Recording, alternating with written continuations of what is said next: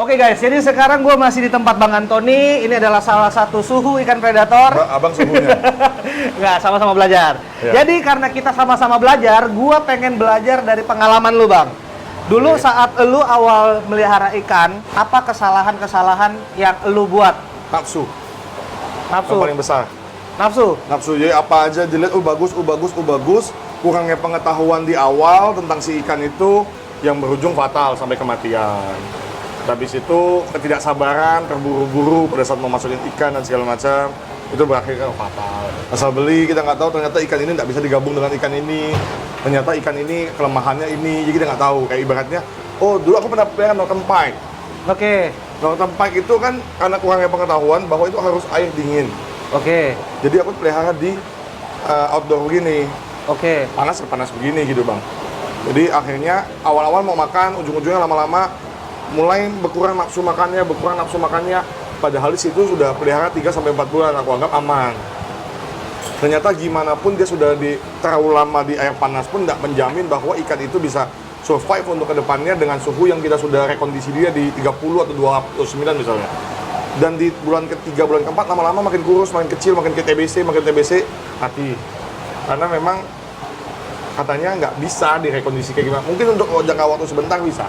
Untuk yang lebih panjang lagi mungkin akan susah. Berkendala. Apa lagi bang? Sistem bang. Aku kan banyak belajar di sistem sama abang.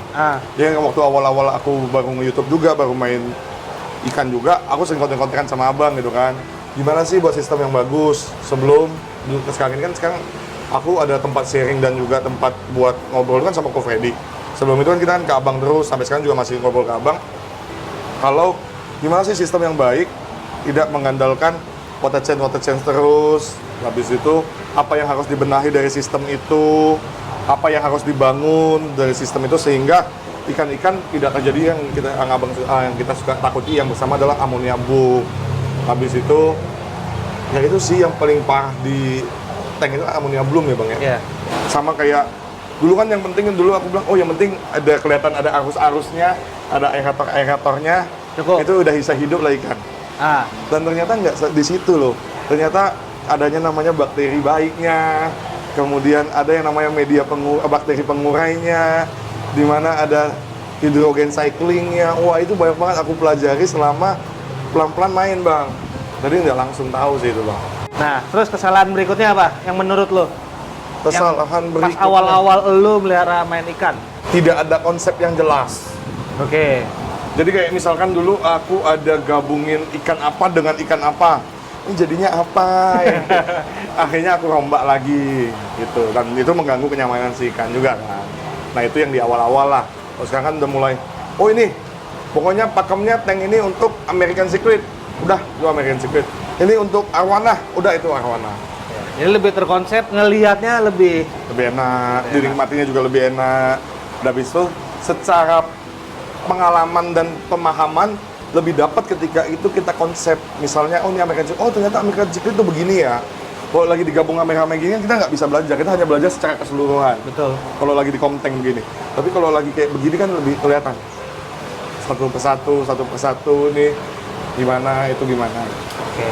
Nah, kemudian Bang, dari semuanya, dari semua fase itu, yang paling, apa bahasanya, paling lama lo akhirnya dapat oke-nya, ngertinya itu saat mempelajari apa Bang?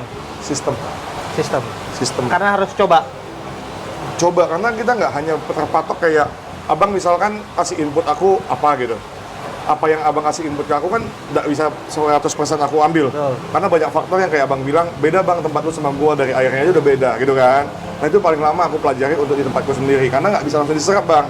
Mungkin kalau pemahaman ikan itu mutlak lah ya, cuma paling beda di karakter, sedikit besar itu beda di karakter doang.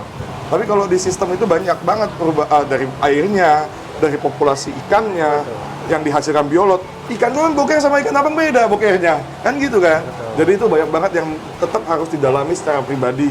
Nggak bisa mentah-mentah harus begitu udah dapat ilmunya, plek langsung pakai, nggak bisa bang.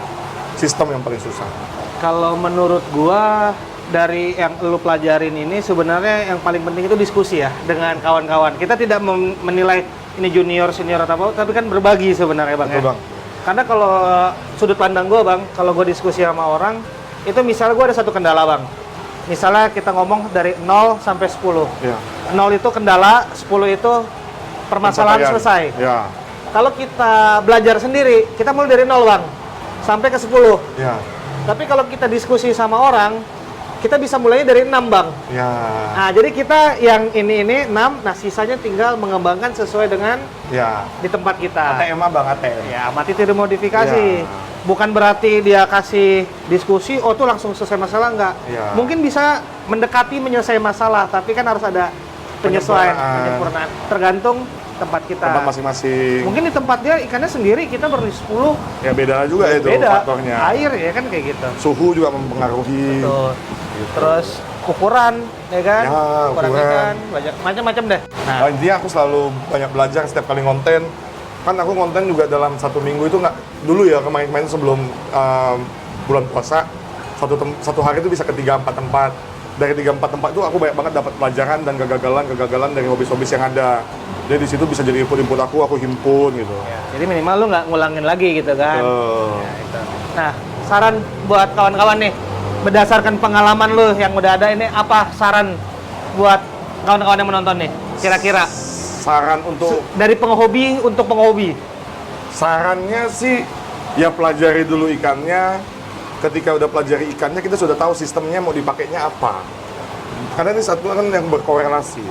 Ikannya apa, sistemnya apa, kemudian perawatannya, baru kita maintenance hariannya seperti apa. Ketika 3 ini kita sudah ada bayangan, udah ada patokannya, udah tinggal baru bisa kita mainkan. Baru bisa menikmati. Ya, jangan kita cuma tahu perawatannya, tapi kita nggak tahu habitatnya, nggak tahu sistemnya, ujung-ujungnya ini nggak kepake. Cuma hanya mungkin 1 bulan ikannya, mungkin hanya 2 bulan.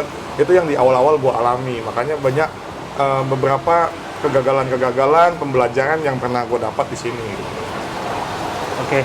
Jadi mungkin itu sharing singkat kita, saling berbagi ya. Jadi kita nggak ngajarin ya. Ya. Ini kan makanya gue ingin belajar juga apa sih kegagalan lo hingga lo bisa seperti sekarang ini gitu kan. Ya, yang pasti sih, yang menurutku sampai hari ini, menurutku pribadi ya Bang, pelihara ikan tuh nggak ada yang jago. Ya, Karena ikan itu ikan hidup, nggak ada ilmu pasti untuk benar-benar cara merawatnya. betul. Yang pasti adalah ikannya mati. Ya, Suatu hari akan mati. Suatu hari akan mati, itu pasti banget. Tapi dalam perawatan tuh nggak ada yang pasti. Jadi improvisasi kita masing-masing sembari mendapatkan input dari kiri kanan itu sih. Ya. Oke, jadi Ya. mungkin itu aja sharing-sharing kita dan kita tidak menggurui, Menggurui. hanya Berbagi. berbagi. Dan semoga video ini sedikit banyak dapat bermanfaat. Dan bagi kawan-kawan yang belum subscribe channel Bang Antoni, JM Vlog, kalian bisa subscribe channel dia. Siap. Jadi itu aja video kita kali ini dan see you guys in my next video. Bye-bye.